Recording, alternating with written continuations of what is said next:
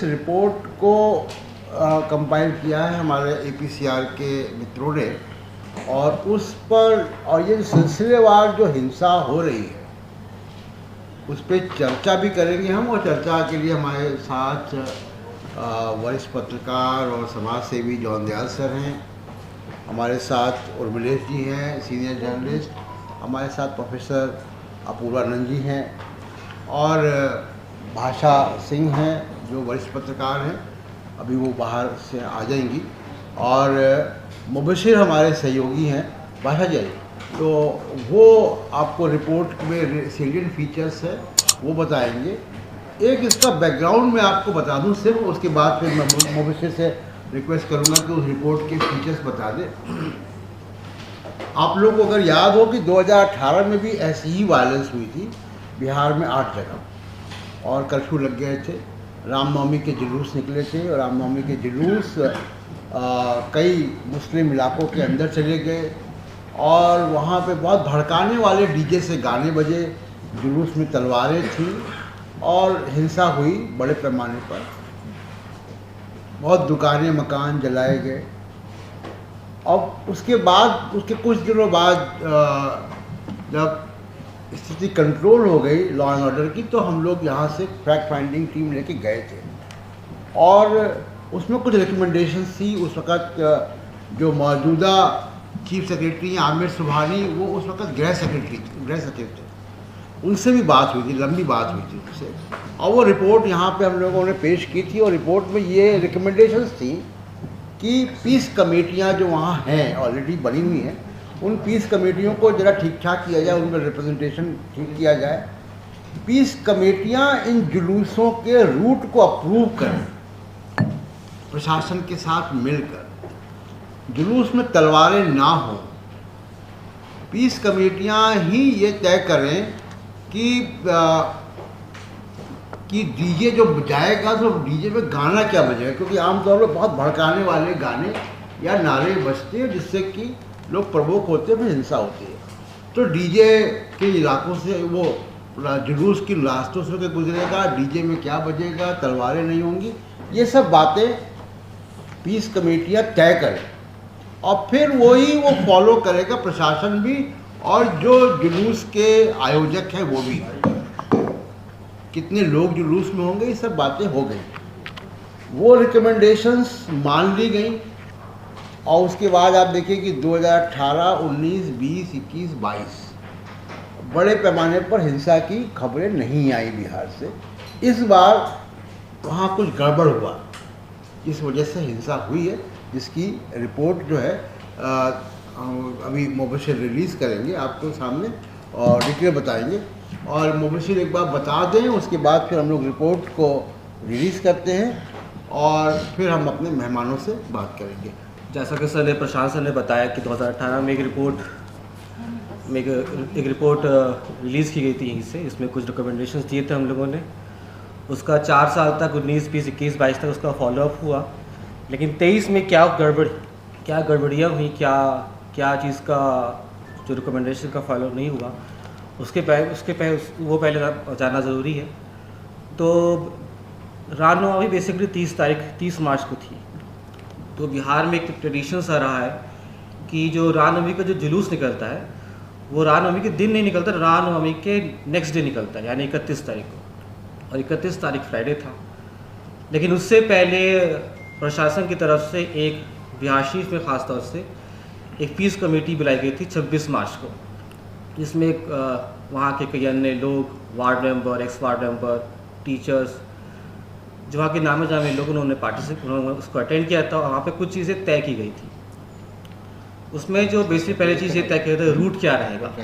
तो बिहार शरीफ में जो रूट था बेसिकली वो तय ये था कि श्रम कल्याण मैदान से शुरू होगा और बाबा बनी राम अखाड़ा पे ख़त्म हो जाए।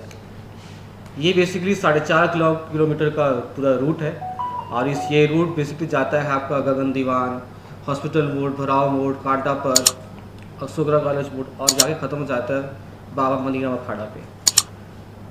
दूसरी चीज़ में ये है कि इसमें कितना क्राउड रहेगा। तो जो ऑर्गेनाइज़र थे, जो उसके बजरंग दल के लोग जो इस शोभा यात्रा को निकाल रहे थे, उन्होंने कहा था कि 5,000 का क्राउड रहेगा। तीसरी चीज़ में ये हुई थी कि डीजे, तो इसमें ये तय किया गया था कि कोई भी डीजे सॉन्ग्स कोई प्ले नहीं किया जाएगा, कोई भी स्वॉर्ड इस तरह कोई भी हथियार गन्स वगैरह का कोई भी इस्तेमाल नहीं किया जाएगा। चौथी चीज़ ये हुई थी, जो पूरा जो रूट है 4.5 किलोमीटर का, उस पर हर पॉइंट पे, हर सेंसिटिव पॉइंट पे जगह जगह पे पुलिस वाले तैनात किए जाएंगे। खास तौर से जो प्रॉपर्टीज़ है, बिजनेस की जो प्रॉपर्टीज़ है, जो हाउस होल्ड्स हैं, उस पर पुलिस वाले खड़े रहेंगे, तैनात किए रहेंगे और पूरे रूट को बैरिकेड किया जाएगा। लेकिन हैरत की बात यह है, जो रिकमेंडेशंस में दिए गए थे, जिन बातों पे तय किया गया था, उन सब का कोई भी ऑन ग्राउंड एग्जीक्यूशन नहीं होता है। नतीजा ये होता है कि जब नेक्स्ट डे जब 31 तारीख को जब रैली निकलती है, शोभा यात्रा निकली जाती है श्रम कल्याण मैदान से, जुमे के बाद यानी अराउंड 2:30-3 o'clock पे, तो उसमें पहली चीज़ तो उसमें है कि उसमें 60,000 लोग उसमें पार्टिसिपेट करते हैं, उसको अटेंड करते हैं। कहाँ 5,000 का फिगर दिया गया था, और लेकिन 60,000 लोग टर्नओवर होते हैं उस पूरे प्रोसेशन शोभा यात्रा में। इनफैक्ट ये जो फिगर है, ये वहाँ की आम जनता का फिगर नहीं, ये वहाँ के डिस्ट्रिक्ट मजिस्ट्रेट उन्होंने भी बताया है कि 60,000 लोगों ने इन टोटल पार्टिसिपेट किया इन अराउंड। दूसरी चीज़ ये है कि वहाँ से जब रैली निकलती है, शोभा यात्रा निकलती है, लेकिन जैसी रैली निकलती है डीजे का सॉन्ग्स हाई वॉल्यूम प्ले किया जाता है, काफ़ी बड़े बड़े साउंड बॉक्स का इस्तेमाल किया जाता है, उस पर provocative songs, communal songs play किए जाते हैं, जिसका हमने मेंशन किया अपनी फैक्ट फाइंडिंग रिपोर्ट में, कौन कौन से सॉन्ग्स प्ले किए जाते हैं। शोभा यात्रा की शुरुआत होती है, कुछ ही देर बाद यानी 1.5-2 किलोमीटर के बाद शोभा यात्रा जो है वहाँ पे एक मुरारपुर चौक है, वहाँ पर जाके रुक जाती है। वहाँ ये क्या होता है, वहाँ पे जो है एक रास्ता राइट हैंड साइड चला जा रहा है नाला पर, वहाँ से कुछ क्राउड अराउंड 1000 के आसपास वो नाला पर रोड पे डाइवर्ट हो जाता है, और उस रोड पे 1 किलोमीटर की रोड पे 3 प्रॉपर्टीज़ पे अटैक होता है। पहला एक है शूज़ का शोरूम, शूज़ का एक शोरूम है, दूसरा जो आपका जो मदरसा अजीज़िया है, और तीसरा एंड में जाकर के डिजिटल दुनिया के नाम से इलेक्ट्रॉनिक्स का काफ़ी बड़ा शोरूम है, तीन मंजिला काफ़ी इलेक्ट्रॉनिक्स का बड़ा शोरूम है। तीनों जगह अटैक होता है। जिसमें सबसे ज़्यादा नुकसान जो होता है वो होता है मदरसा अजीज़िया में। उसमें सारी किताबें, आपके जितने रिलीजियस टेक्स्ट बुक्स थे, जो कि काफ़ी पुराने 100 साल से पुराने थे, जो टेक्स्ट जो लिटरेचर था वहाँ का, वो सब उन्होंने आग के हवाले कर दिया जाता है। पेट्रोल बम का काफ़ी इस्तेमाल होता है यहाँ पे, लेकिन डिजिटल दुनिया में पेट्रोल बम का कोई इस्तेमाल नहीं होता, उसको आगजनी के हवाले नहीं किया जाता। उसमें सिर्फ और सिर्फ लूट मार होती है। जो भी यहाँ पे इलेक्ट्रॉनिक गैजेट्स थे, आईफोन, सैमसंग के Galaxy phones, fridge, TV, washing machines, coolers, ACs, जो भी वो जो मॉब था, नूली मॉब था, जो उसको लूट सकता था, वो तो वहाँ लूटते हैं। इसके बीच में वहाँ के जो स्थानीय लोग थे, वहाँ के जो ओनर थे, उन्होंने काफ़ी मदद मांगने की कोशिश की। लोकल पुलिस से उन्होंने कॉल किया, उन्हें डीजीपी ऑफिस कॉल किया, चीफ मिनिस्टर ऑफिस कॉल किया, लेकिन कोई हेल्प वहाँ से मिलती नहीं है। और उसके बाद फिर जो है क्राउड जो है नूली अराउंड 1000 के आसपास वो वापस अपने रूट पे आता है, और वो सीधे जाता है वो गगन दीवान की तरफ। तो गगन दीवान की तरफ वहाँ पे भी 2 प्रॉपर्टीज़ जो हैं, उस पर 2-3 प्रॉपर्टीज़ पर अटैक होता है। एक है एशियन होटल, एक है वहाँ पे शाही मस्जिद, और एक जो है वो आपका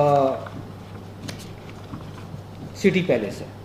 इन तीनों जगह पे आगजनी, लूटमार और आपका स्टोन पेल्टिंग सब चीज़ें होती हैं, जो कि काफ़ी नुकसानात वो लोग करते हैं जितना वो कर सकते हैं। अराउंड अगर होटल्स की बात की जाए, सिटी पैलेस के अराउंड 50-60 लाख का नुकसान वो लोग होता है उनका, और वही हाल एशियन होटल का भी है। शाही मस्जिद में भी जो वहाँ जो गाड़ियाँ पार्क की हुई थी, क्योंकि असर का टाइम हो चुका था वहाँ पे, और असर के पास लोग सब अपने घर की तरफ जा रहे थे, वहाँ पे गाड़ियाँ पार्क की हुई थी, वो सारी गाड़ियों को वो लोग आग लगा देते हैं। और स्टोन पेल्टिंग होती है, पत्थरबाजी बाकायदा होती है, शीशे वगैरह सब पे आते हैं। इसमें एक चीज़ देखने की ये है कि जब जो वहाँ के जो स्थानीय लोग एविटनेस से ये बताया, गगन दीवान चौक पे पेट्रोल पंप है, वहाँ पे जो है 3 CCTV कैमरास लगे हुए हैं। तो लोग आई विटनेस ने हमें ये बताया कि शोभा यात्रा यानी रामनवमी से कुछ दिन पहले, 2 या 3 दिन पहले CCTV कैमरास वहाँ से निकाल लिए जाते हैं, वहाँ से हटा दिए जाते हैं किसी अननोन पर्सन के द्वारा। ये अभी तक मालूम नहीं हो सका है कि वो कौन लोग हैं जिन्होंने ये सीसीटीवी कैमरा हटाया वहाँ से। नतीजा उसका नतीजा ये होता है, जो अनरूली मॉब पूरा वहाँ से निकलता है आपका बाबा मदीना अखाड़े तक, जो लोग उसको वायलेंस करते हैं वो लोग सीसीटीवी कैमरा के आने से बच जाते हैं। नहीं, उनका जो भी लोग वहाँ वायलेंस कर रहे हैं वो लोग वहाँ पे उसमें कहने कि वहाँ सीसीटीवी कैमरा है ही नहीं। नतीजा प्रशासन को पता चल ही नहीं पाता है, बाद में कोई इन्वेस्टिगेशन होती भी है तो ये बहुत मुश्किल होगा निकालना कि कौन कौन लोग वहाँ मौजूद थे जिन लोगों ने वहाँ वायलेंस किया। तो इस पूरे बिहार शरीफ के वायलेंस अगर चीज़ में देखेंगे आप, तो उससे बिजनेस सेंटर्स पे वो लोग टारगेट करते हैं बेसिकली, किसी भी इंडिविजुअल हाउसेस को टारगेट नहीं करते। जबकि उस पूरे 4.5 किलोमीटर के रास्ते में मुसलमानों के घर भी हैं, काफ़ी बड़ी घनी आबादी भी है, लेकिन प्राइम टारगेट जो उनका होता है वो होता है सिर्फ और सिर्फ मुसलमानों के बिजनेस सेंटर्स। जैसे आपका सिटी पैलेस है, आपका डिजिटल दुनिया है, आपका शोरूम्स है, उन सब का अटैक करते हैं। ट्रांसपोर्ट वाला बिजनेस सेंटर भी, इसमें कई सारी 6-7 बसेस वो लोग आग लगा देते हैं। उस सारे वो लोग टारगेट करते हैं। बिहाशी जब हम लोग ससाराम गए उसके बाद, तो ससाराम यही सिलसिला था जो वहाँ पे तो कोई पीस कमेटी के बारे में लोगों ने नहीं बताया कि प्रशासन के द्वारा बुलाया गया था या पुलिस के द्वारा बुलाया गया था, लेकिन वहाँ पे एक ट्रेडिशनल से एक रूट चला आ रहा है। तो उसमें ये होता है कि जो शोभा यात्रा वहाँ से निकलती है, जब वो निकलती है तो उस रूट पे तो रहती है, लेकिन उस रूट पे जो आबादियाँ हैं, रेजिडेंशियल पैलेस है, वहाँ पे जो मुसलमानों के जो घर है उस पर वो अटैक करते हुए निकलते हैं।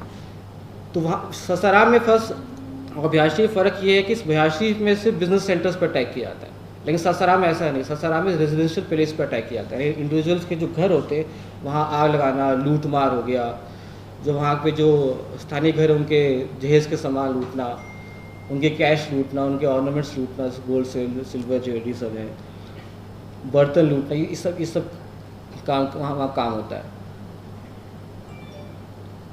अगर आप देखें पूरे इस इंसिडेंट को, प्रशासन का रोल देखें, खासतौर से ससाराम में प्रशासन की शुरू दिन से कोशिश रही है कि ग्राउंड पे कोई रिपोर्टिंग ना हो। जो हमारा वर्जन है, जो प्रशासन का जब प्रेस रिलीज़ हो रहा है, वही जो है पब्लिक डोमेन में आना चाहिए।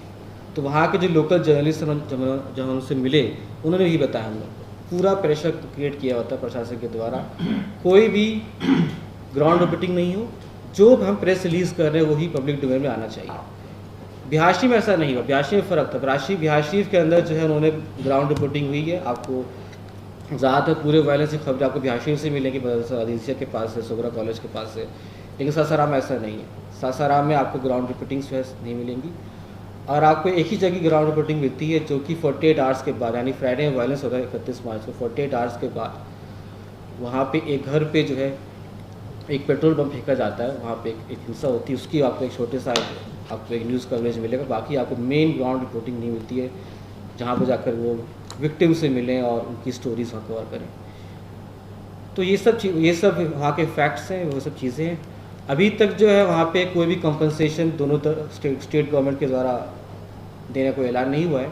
अगर आप देखेंगे कि ये जुलूस का रूट है, मान लीजिए, और 1 किलोमीटर आप उससे मुड़ जाएं दाहिने हाथ, 1 किलोमीटर, उसके बाद 1 किलोमीटर के बाद बाएं मुड़े, फिर वो एक मार्केट कॉम्प्लेक्स है, उस मार्केट कॉम्प्लेक्स में 15-20 दुकानें हैं, उसमें से एक फर्स्ट फ्लोर पे दूसरे नंबर की दुकान है जिसका ताला तोड़कर, और सारे उसमें आपको सीसीटीवी फुटेज हमने देखा है कि आईफोन और एंड्रॉयड, दूसरे जो सैमसंग के फ़ोन और डिजिटल टीवी उठा के लोग ले जा रहे हैं।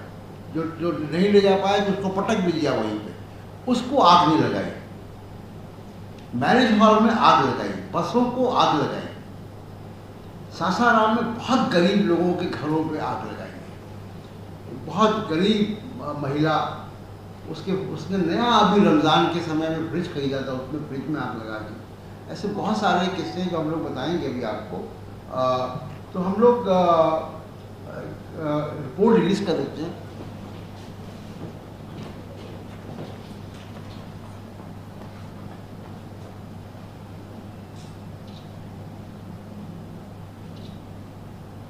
चर्चा की शुरुआत करते हैं प्रोफेसर अपूर्वानंद से। पिछले साल हम लोगों ने दिल्ली में जहांगीरपुरी में रामनवमी के मौके पर ही हिंसा देखी थी और यह भी देखा था कि उसके अगले दिन बुलडोज़र किसके मकान ढहाने पहुंच गया था। तो रामनवमी एक ऐसा मौका है जिसका इस्तेमाल अरसे से राष्ट्रीय स्वयंसेवक संघ और पहले जनसंघ और बाद में भारतीय जनता पार्टी लंबे अरसे से रामनवमी का इस्तेमाल करते आए हैं। कुछ रोज़ पहले सर्वोच्च न्यायालय के वकील चंद्र उदय सिंह ने एक रिपोर्ट जारी की जो पब्लिक डोमेन में है, जिसमें उन्होंने बतलाया कि किस तरह धार्मिक उत्सवों का और धार्मिक जुलूसों का इस्तेमाल मुसलमानों के ख़िलाफ़ हिंसा करने के लिए किया जाता है। वो काफ़ी विस्तृत रिपोर्ट है, लेकिन उसके पहले भी यहाँ जिनकी उम्र थोड़ी हो गई है हमको याद होगा कि पारंपरिक रूप से रामनवमी का जुलूस झारखंड में भी, बिहार में भी, बिहार शरीफ में भी ये हिंसा हो चुकी है और दूसरे राज्यों में उसका इस्तेमाल मुसलमानों के ख़िलाफ़ हिंसा के लिए किया जाता रहा है। अब यह इतना अधिक बढ़ चुका है कि बिहार में रामनवमी के ठीक पहले हज़ारों हज़ार तलवारों की ख़रीद होती है और ये खुली ख़रीद है, अमेज़न से ख़रीद होती है और जैसा पुलिस अधिकारी अनौपचारिक रूप से बतलाते हैं कि ट्रक भर भर के तलवारें आती हैं और उनकी ख़रीद की जाती है और उनका वितरण किया जाता है। पटना और पटना के आसपास या दूसरे शहरों में लोगों ने ये बतलाया कि पिछले 8 वर्षों में ख़ासकर रामनवमी के जुलूस में संख्या और आक्रामकता इन दोनों में बहुत ज़्यादा बढ़ोतरी देखी गई है। इनका मकसद ही है एक प्रकार से मुसलमानों को गाली गलौज करना, उनको अपमानित करना और ऐसे इलाकों में जानबूझकर जाना जहां मुसलमानों की आबादी ज़्यादा है, मस्जिदों के आगे खड़े होकर जिस वक्त नमाज का वक्त हो उस वक्त ज़रूर उस वक्त तक वहाँ टिके रहना और भड़काऊ नारे लगाना, गाली गलौज करना, जिससे उत्तेजना फैले। यह तो पिछले वर्ष राजस्थान में भी देखा गया, मध्य प्रदेश में भी देखा गया, दूसरे राज्यों में भी देखा गया कि रामनवमी का इस्तेमाल इसके लिए किया गया है। इस बार बिहार में यह संख्या बढ़ी है और इसका कुछ कारण लोग वहाँ का बदला हुआ राजनीतिक समीकरण बतलाते हैं, जिसमें हिंदुओं का अधिक से अधिक संप्रदायीकरण करने की कोशिश भारतीय जनता पार्टी की तरफ से की जा रही है। तो बिहार शरीफ और सासाराम की रिपोर्ट यहाँ पेश की गई है और इस रिपोर्ट में कोई भी ऐसी बात नहीं है जो पिछली हिंसा में, यानी एक तरह का टेम्पलेट ये बन गया है जिसमें मुसलमानों के घरों और अगर कुछ संपन्न मुसलमान हैं, यानी उनकी दुकान है, उनका बस है, तो उनको निशाना बनाया जाना जिससे आर्थिक रीढ़ टूट जाए। तो 2-3 तरह के इरादे हैं, जैसे मुसलमानों की आर्थिक रीढ़ तोड़ देना और जो एक साझा ज़िंदगी रहती है हिंदुओं मुसलमानों की, उसमें ऐसा स्थायी शक पैदा कर देना इनके ज़रिए, क्योंकि ये जो हज़ारों हज़ार की भीड़ आती है इनमें बहुत सारे गली मोहल्ले के लड़के होते हैं, तो जाहिर है वे हिंसा में शामिल हैं। और मुझे मालूम नहीं, आप लोगों ने पता किया होगा कि मुझे जो बतलाया गया बिहार से और दूसरी जगहों से, ये इन जुलूसों में 10 साल से लेकर 20 साल के बच्चे बड़ी संख्या में शामिल रहते हैं और पुलिस अधिकारियों का यह कहना है कि इनके हाथ में तलवारें होती हैं, अगर ये हिंसा करेंगे भी तो जुवेनाइल एक्ट के चलते हम इनका कुछ नहीं कर सकते। और पुलिस अधिकारी इसी लेकर अब बहुत चिंतित हैं कि ये जो किशोरों का अपराधीकरण हो रहा है यह बाद में जाकर समाज में शामिल होंगे और फिर ये सारा कुछ किस दिशा में जाएगा। तो यह हिंसा सिर्फ यहीं तक नहीं है, हालांकि यहाँ तक रहने पर भी ये उतनी गंभीर है। हिंदू धार्मिक त्योहारों का जिस प्रकार का अपराधीकरण किया जा रहा है और संप्रदायीकरण किया जा रहा है वह पूरे हिंदू समाज के लिए बहुत चिंता का विषय है। लेकिन दूसरा, अब यह बात जग जाहिर है, इसलिए कहीं का भी पुलिस प्रशासन अगर यह कहे कि हमें अंदाज़ नहीं था, हमें मालूम नहीं था, और ऐसा हो गया और वो ऐसा होने देते हैं, तो इसकी जिम्मेदारी राजनीतिक नेतृत्व पर जितनी है उतनी ही पुलिस और प्रशासन पर भी होगी, क्योंकि पुलिस और प्रशासन का काम सुरक्षा देने का है। और जब ये पैटर्न बन गया है तब पुलिस प्रशासन ये कह के नहीं निकल सकता कि हम क्या कर सकते हैं, हम अचानक औचक हमें पकड़ लिया इस हिंसा ने और हम कुछ कर नहीं पाए। तो हम इस प्रेस कॉन्फ्रेंस के ज़रिए सिर्फ अपनी चिंता जाहिर करना चाहते हैं। ख़ासकर हम हिंदू समाज से अपील करना चाहते हैं कि हिंदू समाज के बच्चों का अपराधीकरण करने की यह जो साजिश चल रही है, इसको उन्हें पहचानना चाहिए। हम राजनीतिक दलों से अपील करते हैं कि वे सिर्फ जनता को वोट लेने की इकाई ना समझें, बल्कि जब यह पता चल गया तो इस प्रकार के अवसरों के पहले उन्हें अवश्य ही अपनी गतिविधि तेज़ करनी चाहिए, जो धार्मिक सद्भाव में यकीन करते हैं और जो धर्मनिरपेक्षता में यकीन करते हैं। पुलिस प्रशासन से बिहार शरीफ और सासाराम के सिलसिले में हम ये कहना चाहते हैं कि वे अपनी जिम्मेदारी से बच नहीं सकते, और बिहार का राजनीतिक प्रशासन वह भी ये नहीं कह सकता कि यह सब कुछ अचानक हो गया, क्योंकि बिहार में यह प्रयास पिछले 10 वर्ष से काफ़ी तेज़ी से चलाया जा रहा है और काफ़ी गहराई से चल रहा है। तो इसमें कुछ भी अचानक नहीं है, कुछ भी चौंकाने वाला नहीं है। यह सब कुछ बहुत ही सुनियोजित तरीके से, जाने पहचाने तरीके से किया जा रहा है, और यह हम लोगों के लिए बहुत अधिक चिंता का विषय है। बहुत बहुत शुक्रिया। और मुझे लगता है कि बहुत ज़रूरी है ये फैक्ट फाइंडिंग का सामने आना। दिक्कत ये है कि फैक्ट फाइंडिंग की रिपोर्ट्स और फैक्ट फाइंडिंग की जो पूरी प्रक्रिया है, आजकल जिस तरह से जो मीडिया है, जिस तरह से खबरें आती हैं, और जो फेक खबर है वही खबर बन के सब दुनिया जहान में चल जाती है, तो उसमें एक डॉक्यूमेंट का ये होना ताकि सनद रहे। ये ऐसा नहीं है कि पहला है और आखिरी है, ये रिपोर्ट में भी दर्ज है। तो 3 चीज़ें मैं यहाँ पर जोड़ना चाहूँगी, जो बात कही उसको दोहराए बिना। मुझे जो सबसे ज़्यादा परेशान किया इस रिपोर्ट में, उसका ज़िक्र है, थोड़ा मुलायमत के साथ ज़िक्र है, लेकिन मुझे जो सबसे ज़्यादा तकलीफ़ हुई ये पूरा रिपोर्ट देखना, वहाँ जो हुआ, जिस तरह से अजीज़ा मस्जिद को जलाया गया, क्योंकि लंबे समय से निशाने पर थी वो, तो मुझे इसे कहने में कोई शक नहीं है कि ये एक प्लान्ड वे में पूरी तरह से, जैसे अभी हमने अतीक जी की हत्या देखी, उनके बेटे की हत्या देखी, हम सब जानते हैं कि वो मिनट टू मिनट वाला हिसाब था। सब कुछ, बहुत सी चीज़ें ऐसी हैं जो अब तकरीबन सामने आ रही हैं कि कैसे था, क्या था। तो ये जो वहाँ हुआ है, ये इसलिए हुआ क्योंकि ये करवाने वाले लोग थे, और उन करवाने वाले लोगों में से किसी के खिलाफ भी सख्त कार्रवाई ना होना, किसी का भी हेड रोल ना होना। जो अभी प्रशांत जी कह रहे हैं, हम सब ज़मीन पे जाके देखते रहे हैं, खबर करते रहे हैं, जिस तरह से जो प्रशासन और प्रशासन के जो मुखिया हैं, नीतीश की जो चुप्पी है इस मसले पर, अभी तक नहीं गए, मजाक बात नहीं, उनका वहीं से चुनकर आते हैं। तो ये बहुत गंभीर मामला है कि नीतीश बाबू जो हर चीज़ पर बहुत सक्रिय रहते हैं, उनका गृह जहाँ से वो चुनकर आए, जहाँ से सारी चीज़ें हैं, वो जाते नहीं।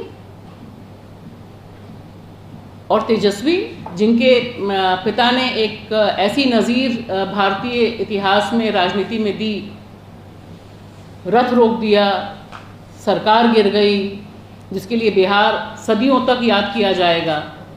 जो हैवानियत उस समय चल रही थी, उसको उसकी लगाम रोकी। तेजस्वी भी नहीं जाते, कॉन्स्टिट्यूशनल पद पर हैं, वो सरकार में शामिल हैं। तो ये जो दोनों लोगों का ना जाना वहाँ पर, और किसी का भी हेड रोल नहीं होना, मतलब किसी को कोई गुनाहगार नहीं। खाली आपने बहुत बहादुरी से बाद में बताया कि एक व्हाट्सएप ग्रुप था जिसमें 465 लोग थे और वो तैयारी कर रहे थे, वो ये जला रहे थे, वो ये कर रहे थे। सवाल है कि अगर डीएम साहब को नहीं पता चला, नीतीश जी को नहीं पता चला, उन तक इंटेलिजेंस नहीं पहुंचा कि 60,000 लोग, मतलब मजाक बात है, दिल्ली में कुछ हज़ार मजदूर आते हैं, कोहराम मच जाता है, लाइन लग जाती है, सब कुछ हो जाता है। तो 60,000 लोगों की भीड़ आ रही है, मतलब भीड़ आने के बाद भी आप जागृत नहीं हुए। आप देखिए ना कि उसमें जो जवाब है बहुत अच्छे ढंग से है उसमें कि भाई आप इतने लोग आ गए, तब तो आपको हाई अलर्ट पे डाल देना चाहिए था, आपको SOS भेज। 60,000 तो अचानक नहीं आएंगे। मैं तो गई हुई हूँ वहाँ पर, इसलिए मुझे पता है कि उसकी क्या कैपेसिटी है, कितने लोग कैसे आएंगे, कहाँ एडजस्ट होंगे, कहाँ रुकेंगे, कैसे बसें आएंगी, कैसे ट्रक आएंगे, क्या होगा। तो सवाल है कि जब लोग आ गए, कितना दूर है पटना से, इसमें थोड़ा सा मैप भी ज़रूर डाल दीजिएगा ताकि वो भी पता होना चाहिए कि कितना दूर था पटना से। ये कौन सा ज़माना है जब 60,000 लोग पहुँचे, नीतीश बाबू के पास खबर नहीं पहुँची कि 60,000 लोग यहाँ पहुँच गए हैं। तलवारें क्या अचानक ही अचानक आ गई? तो ये जो सारी कॉन्स्पिरेसी है, ये जो सारी की सारी चीज़ें, जिस तरह की तैयारी उधर की है, और अगर आप इतने मासूम हैं कि आपको नहीं पता चला तो आपको माफ़ी मांगनी चाहिए थी, आपको जाना चाहिए था, शर्मिंदगी महसूस होनी चाहिए थी, कुछ तो करना चाहिए था, कोई तो अकाउंटेबिलिटी होनी ना। आपके राज्य में हो रहा है, यहाँ भाजपा का शासन नहीं है, यहाँ आपका शासन है, तो दिखाई देना ना कि आपके शासन में अगर इतने बड़े पैमाने पर हिंसा हो रही है। और ये बिल्कुल सही बात है कि वो यही करना चाहते थे, वो जो करना चाहते थे वो करके गए। निशाने पे जो जो चीज़ें थीं, जहाँ जहाँ भीड़ को मुड़ना था, जहाँ से, क्योंकि ये भी इत्तेफाक नहीं है ना कि वही CCTV कैमरा गायब है, वो काम नहीं कर रहा है, यानी तैयारी बहुत समय से चल रही थी इसकी। तो मुझे एक जो बहुत चिंता है, और ये चिंता सिर्फ इसी वाक़े से नहीं, इससे पहले जो तमिलनाडु और बिहार और झारखंड के बीच का जो पूरा तनाव की प्रक्रिया थी, उसमें भी जिस तरह से कोताही बरती गई थी और जिस तरह से बहुत देर से बिहार जागा था फेक न्यूज़ और उसके आदमी की गिरफ्तारी को, तो ये सारे संकेत ये बहुत परेशान करने वाले संकेत हैं। और दूसरी तरफ मुझे एक चीज़ और लगती है, जैसे विभूति नारायण राय ने अपनी किताब में भी लिखा, हर जगह कोट भी होता है कि भाई प्रशासन चाहे तो इतने घंटे ही इस तरह का तनाव, इस तरह का सांप्रदायिक दंगा चल सकता है। ये तो दंगा है नहीं, दिल्ली भी दंगा तो नहीं था, दंगे तो अब होना बंद हो गए। अब एक तरफ से ही मामला चल रहा है, वायलेंस चल रही है। तो मुझे लगता है कि हिंदी में भी हमें और तमाम और भाषाओं में भी हमें रिपोर्टिंग के समय भी सावधान होना चाहिए कि हम सांप्रदायिक हिंसा लिखें, दंगा लिखते हैं। दंगा मतलब क्लैश बिटवीन टू कम्युनिटीज़ है, ये क्लैश नहीं है। तो सवाल है कि अगर विभूति ने उस समय लिखा था तो आज की तारीख में तो ये चीज़ और साबित होती है कि अगर एडमिनिस्ट्रेशन नहीं चाहे, क्योंकि ये तुरंत रुका भी नहीं, आप देखिए दोनों ही जगह रुका नहीं, और जिस तरह से रिपोर्टिंग को रोका गया, जिस तरह से खबरें नहीं आई, डिजिटल मीडियम है ये, 2-3 वीडियोज़ हैं सासाराम से, बस छोटे छोटे से वीडियोज़ हैं जिसमें जो मजदूर है वो बहुत दुख में रो रहा है, एक महिला है और एक पेट्रोल पंप का, तीन वीडियोज़ हैं आपके पास। तो आपके पास एविडेंस भी नहीं, वो भी तब जब आजकल मोबाइल में हर एक व्यक्ति हर समय शूट करता है, दिखाता है। तो ये भी एक बड़ा खतरनाक संकेत है, क्योंकि मुझे लगता है कि एक दूसरे तरफ गुस्से को ले जाने की कोशिश हो रही है इस तरफ। और एक और चीज़ मैं कहना चाहूँगी कि इस रिपोर्ट में भी इस बात का जिक्र होना चाहिए था, जो देश के गृह मंत्री अमित शाह ने वहाँ कहा, वो छोटी मोटी बात नहीं थी, जिस पर नीतीश का कोई काउंटर नहीं आया बतौर मुख्यमंत्री कि हम उल्टा लटका देंगे। मतलब ये बहुत बड़ी बात है कि और हम जब आएंगे सरकार में 24 और 25 की भी बात कर रहे हैं, वो सब चीज़ें कह रहे हैं। तो देश के गृह मंत्री बिहार की धरती में जाकर किस तरह से उसको जलाया गया, जब ये सामने आ गया है उसके बाद ये सारे बयान आ रहे हैं कि हम उल्टा लटका देंगे। तो ये भी दिखा रहा है कि ये जो सारी तैयारी है वो तैयारी किस तरह की है। और एक आखिरी चीज़ मैं कहूँगी कि इसमें दो चीज़ बहुत डरावनी है। एक तो डरावनी ये है कि चाहे मामला इसमें जो लोग पकड़े गए उनका प्रोफाइल उठा के देखिए, अभी जो भारतीय इतिहास में ऑन कैमरा लाइव हत्या हुई उस हत्या करने वालों का आप बैकग्राउंड उठा के देख लीजिए, और ये तमाम जो मारने वाले मारकाट करने वाले लोग हैं, हथियार जिनके पास पहुंच रहे हैं, ये दरअसल वो लोग हैं जिनके पास देश का भविष्य जा रहा है, जिसके बारे में अपूर्वा जी कह रहे हैं कि ये दरअसल हिंदू यूथ को किस तरह से एक क्रिमिनल यूथ में जो गरीब है, और गरीब में वो पिछड़ा समाज से आते हैं, कई और समाज से आते हैं, लेकिन बुनियादी तौर पे जो गरीब है, पिछड़े समाज से आते हुए लोग हैं, उन तमाम लोगों को एक अलग ढंग की मिलिशिया में तब्दील करने की जो साजिश है, वो ये सारी चीज़ें सामने आ रही हैं। ये अबव द लॉ है। ये कभी कावड़ के रूप में सामने आएंगे जो सड़क पर रहते हैं, ये कभी नफ़रत के जो डिफरेंट व्हाट्सएप ग्रुप्स हैं, और ये जब हम काउंट करते हैं बेरोज़गारी, ये सब लोग बेरोज़गार हैं, लेकिन इनका ये नया रोज़गार है जिसके बारे में चर्चा बहुत कम है। दिल्ली में हमने देखा, इसी देश की राजधानी दिल्ली में हमने देखा है, जितने लोग यहाँ पर इस तरफ हैं तकरीबन सब लोग उसके गवाह रहे हैं कि कौन लोग थे, किस उम्र के लोग थे। कई ऐसे बच्चों के इंटरव्यूज़ में जिन्होंने कहा कि हाँ हमारे फादर को पता है कि हमारे पास ये हथियार है। तो ये जो एक नई ब्रीड तैयार हो रही है, ये जो नया एम्प्लॉयमेंट है, जो पूरी की पूरी कौम को अपराधी कौम में तब्दील करने, कॉन्स्टिट्यूशन से ऊपर इसको कंट्रोल करना बहुत मुश्किल है। अगर आज की तारीख में जब हम बात कर रहे हैं तो मुझे लगता है इस दिशा में लगातार बात करना बहुत ज़रूरी है। और मैं एक चीज़ और कह के अपनी बात ख़त्म करूँगी कि जब भी हमले हैं, जितने भी हमले हैं, जिस तरह से जो इसके पीछे का जो मैकेनिज़्म है, एक इंसिडेंट तो है जो इंसिडेंट हमने दर्ज कर लिया, लेकिन इसके पीछे का जो मैकेनिज़्म काम कर रहा है वो हमसे आगे चलता है, वो आगे की तैयारी करता है। एक की हत्या होती है, दूसरे की हत्या कैसे होगी ये टीवी पे टेलीकास्ट होना शुरू हो जाता है। ठीक उसी तरह से मुझे लगता है कि जो रामनवमी है, जो होली है, तमाम त्यौहार, हनुमान जयंती पर भी ऐसा ही है। तो ये जो एक पूरी की पूरी कोशिश है, और उसमें दुख इस बात का है कि जो विपक्ष के दल हैं उनके लिए अगर ये संकट हो जाए कि जब माइनॉरिटी पर हमला है तो चुप रहना है, मुझे लगता है इससे बड़ी शर्मनाक स्थिति और नहीं होगी। और इसमें निश्चित तौर पर नीतीश और तेजस्वी दोनों से उनकी जवाबदेही पूछी जानी चाहिए, क्योंकि अगर हम नहीं पूछेंगे तो आगे वाली जो इस तरह की घटनाएं हैं उनको रोकने, उनको थामने की बात नहीं हो पाएगी। वरिष्ठ पत्रकार और बुजुर्ग पत्रकार में फ़र्क ये होता है कि मैं थोड़ा हल्के चलता हूँ, मगर दूसरा फ़र्क ये होता है कि 53-54 साल की पत्रकारिता से एक लंबी याददाश्त तो आती है। हिंदू मुस्लिम वायलेंस, या सच में बोला जाए तो हिंदू तत्वों का मुसलमान जमात के ऊपर वायलेंस भारतवर्ष में कोई नई बात नहीं है, और 47 से ज़्यादा ही हो रहा है। और 53 साल से तो मैं खुद अपनी आँखों से देख भी रहा हूँ और उसके बारे में लिख भी रहा हूँ।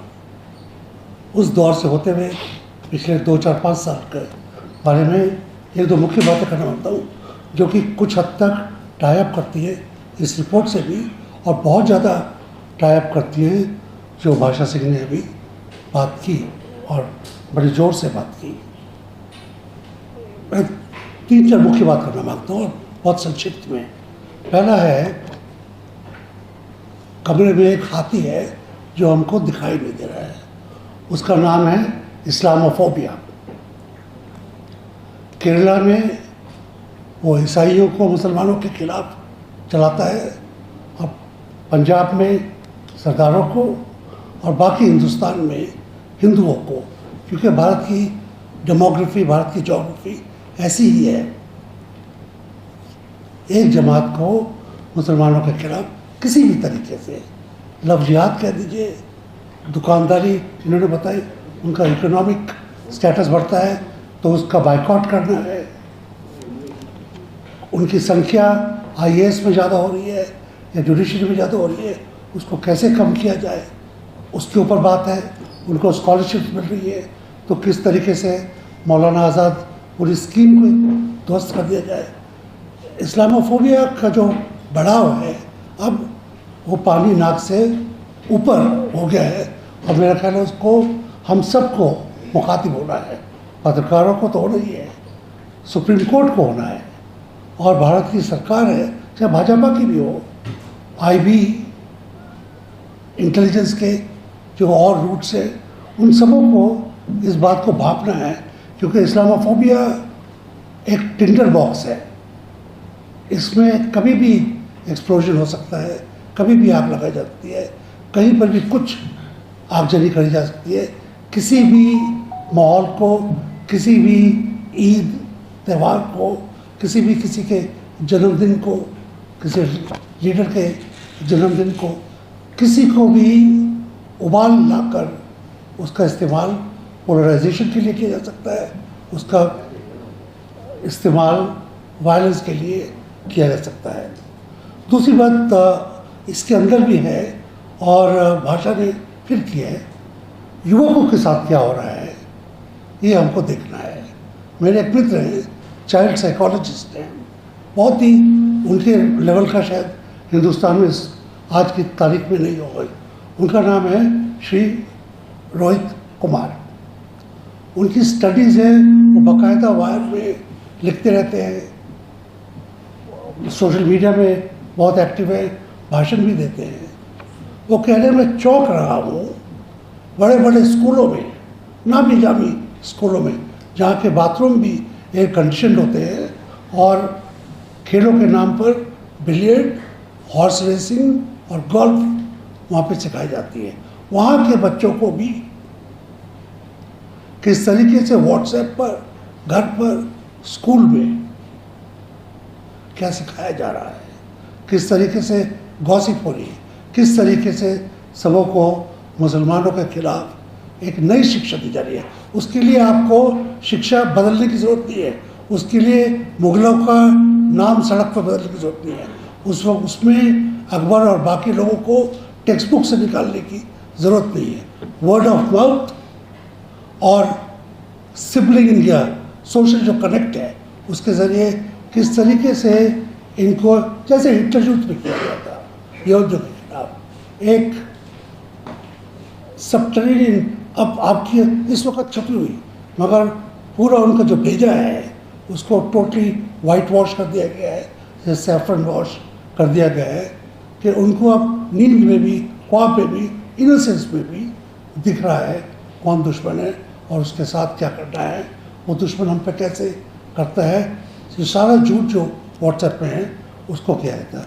उसके लिए हमारे तंत्र, उस जहर को करेक्ट करने के लिए हमारे पास तंत्र नहीं है, इतने साइकोलॉजिस्ट नहीं है, इतने हम लोगों की, सेक्युलर लोगों की संख्या नहीं है कि काउंटर पेश किया जा सके अपने स्कूलों से, सरकारी स्कूलों से।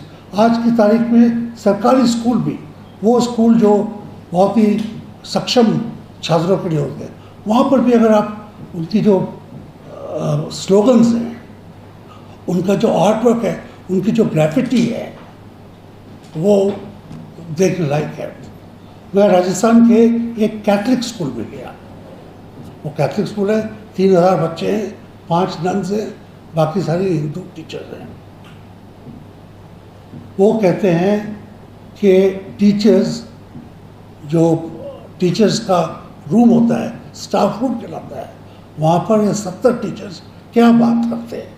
राजस्थान में जहाँ पे कांग्रेस का राज है, वहाँ पर किस तरीके की बात होती है, वो टीचर समूह क्या आपस में बात करता है, कितने भयावह तरीके से दूसरों के बारे में विचार करता है, देखने की बात है। और ये 5 कैथलिक, ईसाई महिलाएं हिम्मत नहीं होती कि कुछ बोल पाए, क्या बोल पाएगी। वो तो अगर चाहे तो स्कूल को भी टेक ओवर करवा सकते हैं।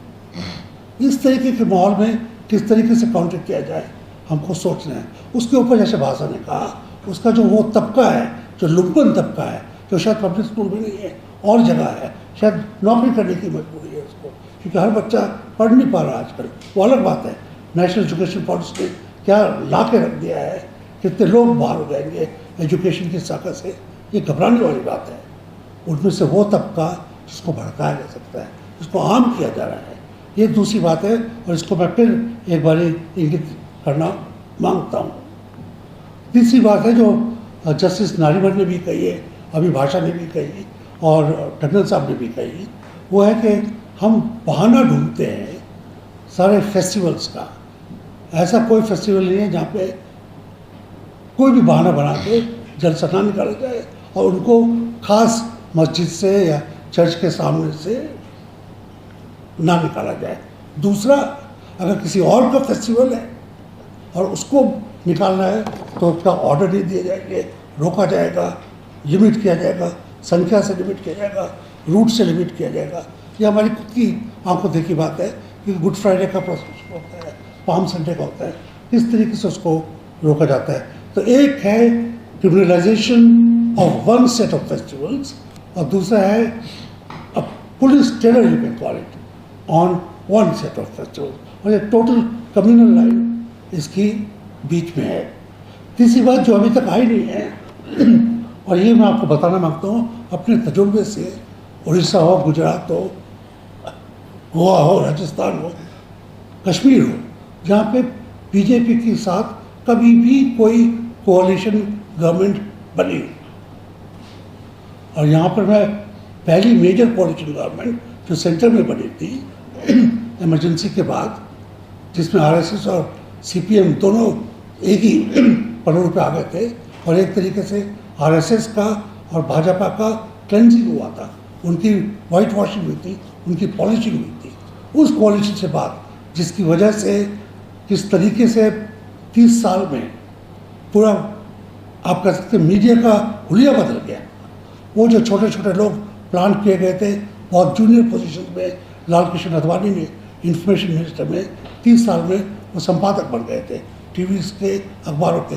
क्या चेंज आया? ये तो एक मीडिया की बात है। पुलिस में क्या चेंज आता है?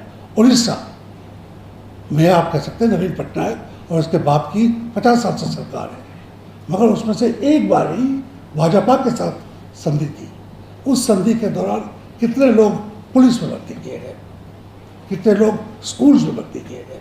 गोवा में तो पर्रिकर आए, बड़े महान व्यक्ति थे, आईआईटी के थे, सब लोग कहते हैं बड़े भले मानस थे, मुंह से हिंदी में गाली नहीं देते थे, मगर मुख्यमंत्री बनते ही जिस तरीके से उन्होंने 100 से ज़्यादा पुलिस स्कूल आरएसएस को दिए और 2 बटालियंस पुलिस की रिक्रूट की सिर्फ एक तबके से, सिर्फ एक डिस्ट्रिक्ट से। और ये मैं आपको पूरा जम्मू से लेकर सारे तक, अगर आपके पास समय हो तो किसी खुलासे से बताऊंगा। मगर जिस तरह जब भी आप भाजपा के साथ कोalition करते हैं तो सिविल सोसाइटी में, सिविल सर्विसेज में, पुलिस में, एजुकेशन में किस तरीके का डीप पेनिट्रेशन आता है, सरकार टूट जाती है। मगर उसको सफाई करते हुए, साफ करते हुए उस गंदगी को, उस सेप्टिक टैंक को कितने लोग पड़ जाते हैं। उसके लिए भी हम लोग एक तरीके से संभाल नहीं पाए अपने आप को। हमारे पास वो तकनीक नहीं है कि किस तरह उनको एकदम क्लेंस किया जाए। कानून भी नहीं कहता। अब तो ये तो नहीं सकता कि भाजपा जैसी सरकार टूटे, पुलिस में से आधे लोगों को बाहर कर दिया जाए, वो तो कोर्ट में चले जाएंगे। किस तरीके से उनके माइंड को डिटॉक्सिफाई किया जाए। विदेश में भी फेल हो गए हैं, रशिया में हो या जर्मनी में हो या अमेरिका में हो, वहाँ पे एंटीसेमिटिज्म और एंटी इस्लाम जो चीज़ें हैं वो क्लेंस करने में सरकारें भी फेल हो गई हैं। बहुत बड़ा खतरा है हिंदुस्तान में और इस बात पे हमको ध्यान देना चाहिए। आखिरी बात मेरी है कि इन तत्वों से कोई वायलेंस से तो जीत नहीं सकते और ना चाहिए। कोर्ट कचहरी में भी कहाँ तक जाएंगे आप?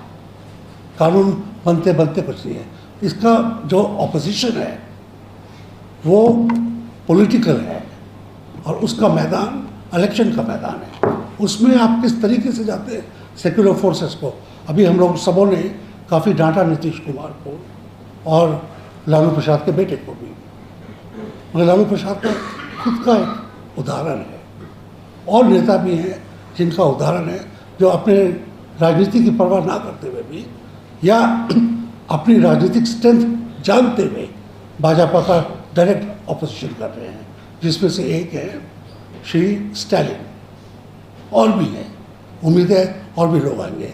ये किस तरीके से आते हैं इसके ऊपर हमारी निगाह है, क्योंकि अगर इन फोर्सेस को रोकना है और जो पॉइजन किस तरीके से डीप जा चुका है उसको अगले 10 साल में या 15 साल में निकालना है, क्योंकि ये 2 जनरेशन्स का पॉइजन एक जनरेशन में नहीं निकाल पाएंगे आप। ऐसा हमें से कोई नीलकंठ नहीं है जो सारा पॉइजन एकदम अपने आप में समा पाए। किस तरीके से करना है ये देखना है, और उन लोगों को जो बिदके हुए हैं, जो बेवकूफ़ है पॉलिटिकली, हमारी जाति के कुछ लोग केरला में कह रहे भाजपा के साथ संधि करेंगे। कुछ तो डर है क्योंकि एनफोर्समेंट डायरेक्टर है, CBI है, किसी को भी कभी चाबी लगा सकता है, जेल में बन सकता है, डरा के धमका के, मगर लालच भी है।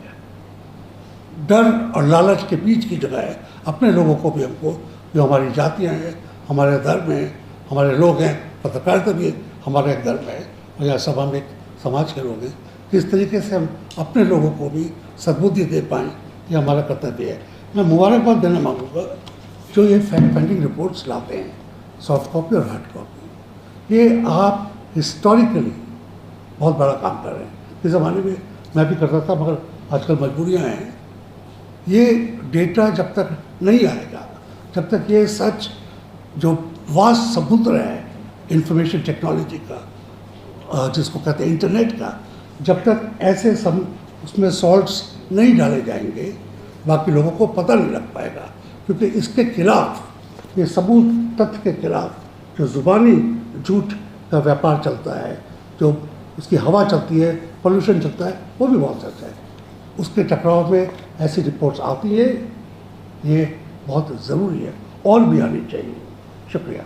हम संक्षेप में अपने तमाम मित्रों ने बात रखी है इस रिपोर्ट के मुतालिक, तो उसको मैं रिपीट नहीं करूँगा। मैं कुछ नई चीज़ें जो मेरे दिमाग में हैं, मेरे जो ऑब्जर्वेशंस हैं, जो कही जा चुकी हैं बातें, उनको रिपीट किए बगैर, और उनकी जो कही गई बातें हैं उनकी तमाम अच्छी बातों को मैं इंडोर्स करता हूँ।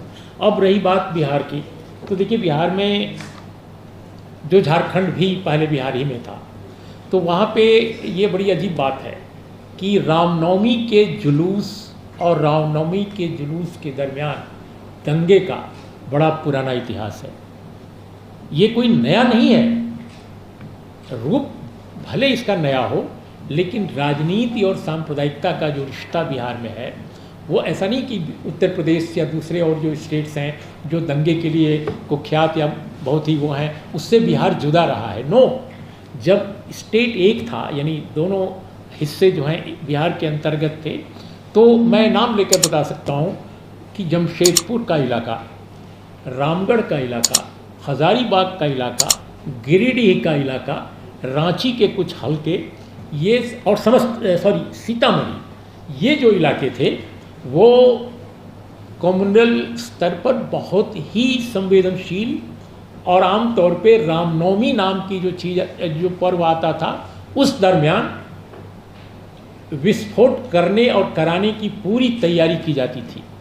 लेकिन बाद के दिनों में जब कुछ बेहतर राजनीतिक लोग सत्ता में आए, मैं ये नहीं कहूँगा कि वो बहुत अच्छे थे, लेकिन रिलेटिवली बेहतर थे, तो उन्होंने कुछ और किया या ना किया हो, लेकिन दंगों को कंट्रोल कर लिया। उसमें एक दंगे को मैं जानता हूँ, क्योंकि मैं एक यंग रिपोर्टर की तरह, जैसे ये सज्जन जो अपना लगाए हुए हैं मोबाइल, मैं उन्हीं की उम्र का रहा होऊंगा, और मैं नवभारत टाइम्स के एक रिपोर्टर के तौर पे मैं दिल्ली से गया हुआ था। मैं दिल्ली में रहता था और बिहार में अचानक जाना पड़ा, तो मेरी पहली नौकरी नवभारत टाइम्स की थी। तो हालांकि मैं शुरू से मैं पॉलिटिकल रिपोर्टर था, लेकिन उस दिन हमारे यहाँ संख्या कम थी, चूँकि रामनवमी का माहौल था, तो हमारे जैसे लोग ही आते थे और लोग कुछ पर्व और त्यौहार मनाने में लगे रहते थे। तो मैं क्राइम मेरी या कम्युनल राइट्स इस तरह का रिपोर्टिंग का मेरा अनुभव ज़्यादा नहीं था, ये बात सच है। लेकिन मैं निकल गया, मैंने कहा भाई अगर हम दफ्तर में हैं और ऐसी घटना हुई है तो ज़रा देखें। तो ये पटना सिटी का मसला था।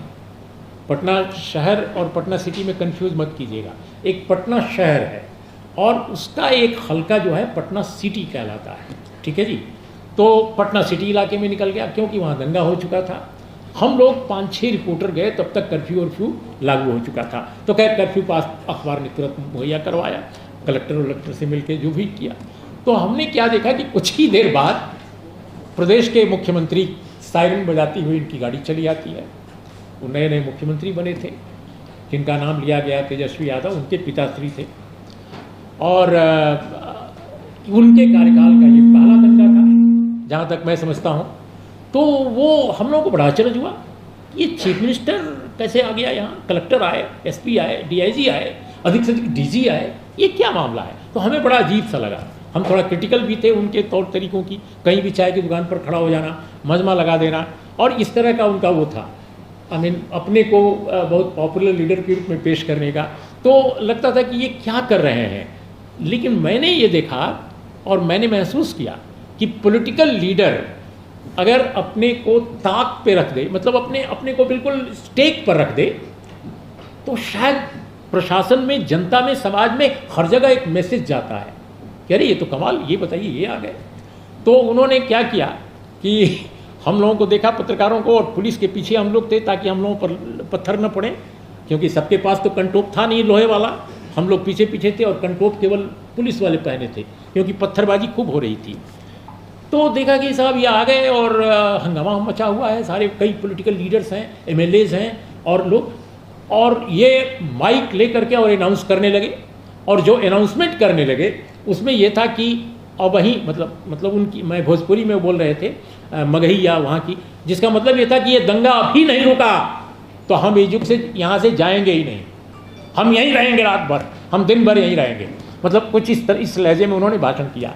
और यकीनन आपको मैं बताऊं कि वो दंगा 2 बजे रात 3 बजे भोर तक बिल्कुल शांति हो गई।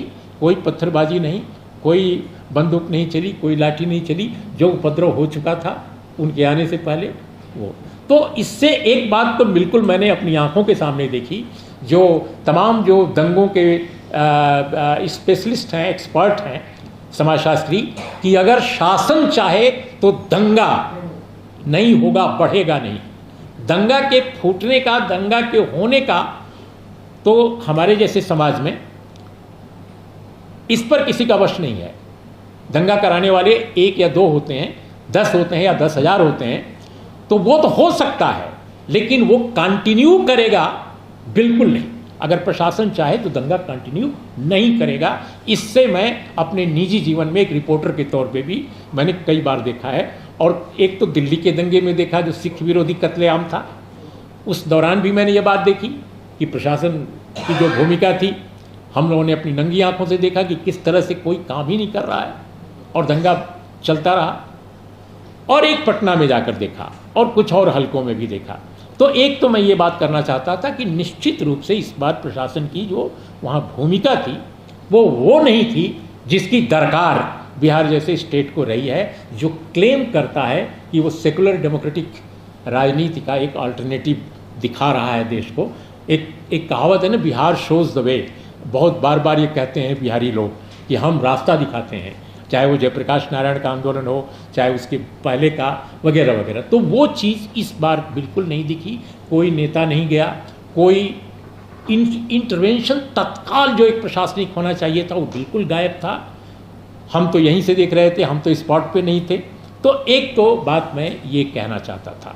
और दूसरी बात ये कि हमारी जो जानकारी है बिहार से कि सासाराम और बिहार शरीफ के इलाके में नहीं, पूरे बिहार के कई इलाकों में लंबे समय से तलवारों की बंदरबाट की जा रही थी। उनको मंगाया जाता था ट्रकों से, गाड़ियों से, लारियों से और ऑटोज़ या जो भी उनके पास हो, और ये आते थे। उसकी कहीं कोई धरपकड़ नहीं हो रही थी।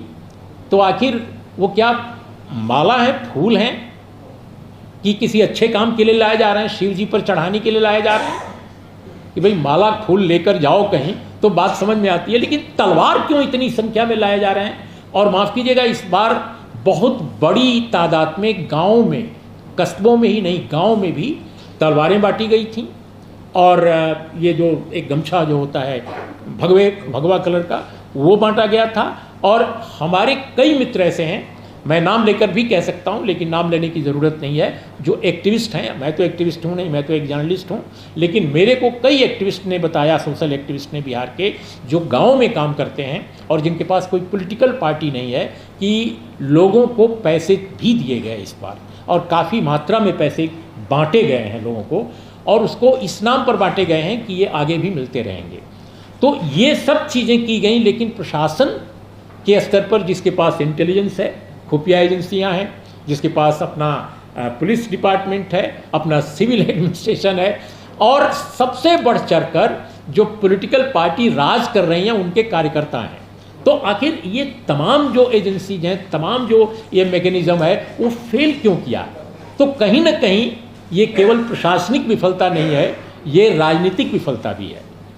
और दूसरी बात जो मैं ज़्यादा नहीं कहूँगा, कि मैं दिल्ली से नवभारत टाइम्स के रिपोर्टर के तौर पे वहाँ पटना पहली बार गया था 1986 में, और 1994 तक मैं वहाँ रहा। आई थिंक 95 के शुरू तक मैं रहा। तब तक रामनवमी के जुलूस, जैसा मैंने कहा, और दंगा फसाद सिर्फ जमशेदपुर में होता था, सिर्फ रामगढ़ में होता था, सिर्फ हजारीबाग में होता था, सीतामढ़ी में होता था, और रांची के कुछ हलकों में होता था। इंटायर बिहार में इस तरह का माहौल नहीं होता था। ये दंगे भले दो जगह इस बार ज़्यादा हुए हैं जिनका जिक्र है इस रिपोर्ट में, लेकिन माहौल पूरे स्टेट के बड़े हिस्से में दंगा का ही रहा है। ये कम लोगों को अंदाज होगा। बिल्कुल दंगाई माहौल रहा है। वो नहीं भड़का, वो बिकॉज ऑफ वहाँ की जो एक सोशोलॉजिकल जो स्थिति थी उसके कारण। तो ये जो चीज़ है, आप कल्पना कर सकते हैं कि जिस पटना को मैंने रामनवमी के दिन बिल्कुल शांतिपूर्ण देखा अपने 6-7 साल 8 साल के कार्यकाल में, वहाँ पर जुलूस निकलता है, और ये जुलूस पहले कभी नहीं निकलता था। और जुलूस ही नहीं निकलता है, रैली होती है। उस रैली के मंच पर बड़े नेता जाते हैं, और बड़े नेता सर्वदलीय होते हैं, इंक्लूडिंग चीफ मिनिस्टर। ये आश्चर्यजनक घटना है कि रामनवमी के जुलूस में, ठीक है आप राम की नवमी मनाइए, उसमें कोई दिक्कत नहीं है, लेकिन आखिर जिस पटना शहर में कभी जुलूस नहीं निकलता था रामनवमी का, जहां कभी कोई मार्च नहीं होता था, जहां कभी कोई सभा नहीं होती थी, उस सभा के धार्मिक आयोजन को राजनीतिक सामाजिक आयोजन में तब्दील किया गया। मुझे लगता है यह भी एक आश्चर्यजनक घटना है। मेरे लिए तो कम से कम बहुत आश्चर्यजनक है, क्योंकि मैंने उस पटना को देखा था जहां ऐसा कुछ नहीं होता था। तो मेरा ये कहना है बहुत संक्षेप में कि भाई हम जो ये इस रिपोर्ट में जो बहुत सारी चीज़ें कही गई हैं, उसके अलावा मेरा एक सवाल है कि उत्तर भारत और हिंदी हार्टलैंड के इन हलकों में क्या वजह है कि जब भी कोई पर्व होता है, खुशी का होता है पर्व, उल्लास का होना चाहिए, धार्मिक भावना का होना चाहिए, लेकिन वो घृणा में कैसे तब्दील हो जाता है, वो नफरत में क्यों तब्दील हो जाता है? तो इसके लिए प्रशासनिक स्तर पर क्या करना चाहिए? मुझे लगता है कि एक तो ज़रूर ये काम किया जाना चाहिए और इसके लिए दबाव बनाया जाना चाहिए, और ये केवल हमारे आपके कहने से नहीं होगा, ये सोशल पॉलिटिकल ऑर्गेनाइजेशन को कन्विंस करना पड़ेगा कि जितने सेंसिटिव इलाके हैं, जहाँ जहाँ दंगों का इतिहास है, वहाँ सारे धार्मिक जुलूसों को, सारे धार्मिक आयोजनों को बैन किया जाए। हमारे इतिहास में धर्म के जुलूसों का अगर मकसद केवल दंगा फैलाना हो तो उनको क्यों निकाला जाना चाहिए भाई? लोग रोटी के लिए निकलें, लोग रोजगार के लिए निकलें। कभी मैंने नहीं देखा कि रोटी और रोजगार के लिए लोग दंगा करते हैं। उन पर गोली जरूर चलती है, उन पर डंडे चलते हैं, लाठी चलता है, तो अपने इश्यूज को लेकर लोग लड़ें, लेकिन धर्म के नाम पर लोग लड़ें और आप कहें कि नहीं साहब इसको तो हम रोक नहीं सकते। मुझे लगता है कि सेंसिटिव इलाकों में धार्मिक जुलूसों को रोका जाना चाहिए। ये मेरा सोच है। जहाँ पर शांतिपूर्वक चीज़ें होती हैं, जहाँ दंगे का इतिहास नहीं है, वहाँ अपने ढंग से चीज़ें चलें, और जब दंगे बंद हो जाएं तो उन इलाकों में भी सीमित रूप से अनुमति दी जा सकती है। तो एक तो ये पहलू मुझे लगता है कि बड़े पैमाने पर उठाने की ज़रूरत है। हम इस छोटे से हॉल में 5-7 लोग बोल रहे हैं और 50 लोग सुन रहे हैं, हम अपनी बात नहीं ले जा सकते समाज तक। हमें, क्योंकि यहाँ तो मेन स्ट्रीम मीडिया भी नहीं है, मैं जानता हूँ मेन स्ट्रीम मीडिया यहाँ नहीं आएगा, और आएगा भी तो डिस्प्ले नहीं होगा आपकी बात प्रसारित भी नहीं होगी, छपेगी भी नहीं। मुझे लगता है पॉलिटिकल पार्टीज़ को मोबिलाइज किया जाना चाहिए, सीधे सवाल किया जाना चाहिए राजनेताओं से कि आप ये क्यों नहीं कर रहे हैं, आप क्यों जुलूसों के मंच पर या इस तरह के आयोजनों के मंच पर स्वयं अवतरित हो जा रहे हैं, ज़रूरत क्या है भाई, क्या ज़रूरत है। तो जो आप लोग सवाल उठा रहे हैं कि अमुक मंत्री या अमुक मुख्यमंत्री ने ये क्यों नहीं किया, उससे ये क्यों सवाल उठा रहे हैं, क्यों नहीं उठा रहे हैं कि आप स्वयं क्यों जाते हैं ऐसे जुलूसों में। ईश्वर ने तो नहीं कहा है कि जुलूस निकालो, ईश्वर ने तो नहीं कहा है कि तलवार भांजो, तलवार की सप्लाई करो। कौन लोग सप्लाई कर रहे हैं, और अगर सप्लाई कर रहे हैं तो उसको पकड़ना, उसकी शिनाख्त करना, उनको बंद करना, ये प्रशासन का काम है। न कि प्रशासन का काम यह है कि अपेक्षाकृत जहाँ शांतिपूर्ण ढंग से हंगामी जुलूस हो वहाँ पर आयोजन में वो स्वयं पहुँच जाए। मैंने स्वयं देखा है फोटोग्राफ्स बड़े बड़े राजनेताओं के कि वो मंच पर हैं और तलवारें चमक रही हैं, तलवारें चमक रही हैं।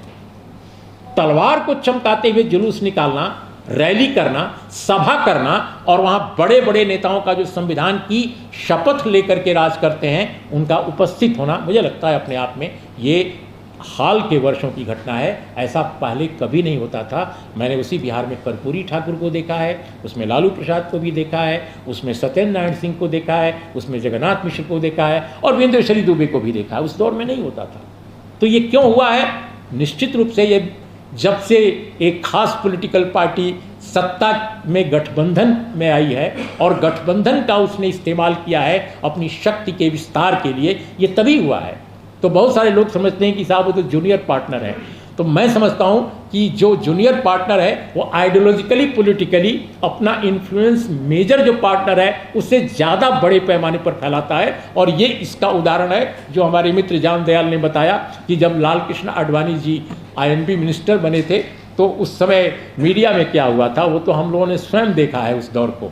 तो इसलिए मेरा ये मानना है दोस्तों कि ये जो पॉलिटिकल पार्टीज़ हैं उनके साथ आप लोग एक्टिविस्ट हैं, हम लोगों से कहिएगा हम लिख देंगे, हमारा काम लिखना है, बोलना भी है कभी कभी, लेकिन आप लोग जो वाकई एक्टिविज्म कर रहे हैं सोशल, आप लोग पॉलिटिकल पार्टी से सवाल कीजिए, उनसे जो कह रहे हैं कि हम सेकुलर हैं, हम उनकी बात नहीं कर रहे हैं जो जिनका काम ही यही है, लेकिन जो सेकुलर डेमोक्रेटिक अपने को मानने वाले संगठन हैं उनसे सीधे सवाल किया जाना चाहिए कि आप ऐसा क्यों करते हैं और क्यों नहीं इसको बंद करें। तो ये कुछ बातें मैं कहकर अपनी बात ख़त्म करता हूँ। और एक बात बिल्कुल आखिर में, और जिसको जूलियन असांजे ने भी कहा था, जिन्होंने इंटरनेट के ज़रिए पूरी दुनिया में तहलका मचा दिया, कि इंटरनेट बहुत ख़तरनाक चीज़ है और ये मनुष्यता के लिए बहुत बड़ी मुसीबत पैदा कर सकता है, ये स्वयं असांजे ने कहा था। और असांजे आज की स्थिति में हम सब जानते हैं। मुझे लगता है कि दंगों में जो इंटरनेट बेस्ड जो प्लेटफॉर्म्स हैं उनका कितना बड़ा, खासकर व्हाट्सएप का कितना बड़ा इस्तेमाल हो रहा है, इस पर भी सोचने की ज़रूरत है। और प्रशासन, मीडिया और आप जैसे जो लोग हैं जो इस तरह के मंच हैं, इन पर भी सवाल उठाया जाना चाहिए और इस बहस को बड़े प्लेटफॉर्म पर ले जाया जाना चाहिए, न कि सिर्फ हम लोगों आप लोगों तक। That's all, thank you.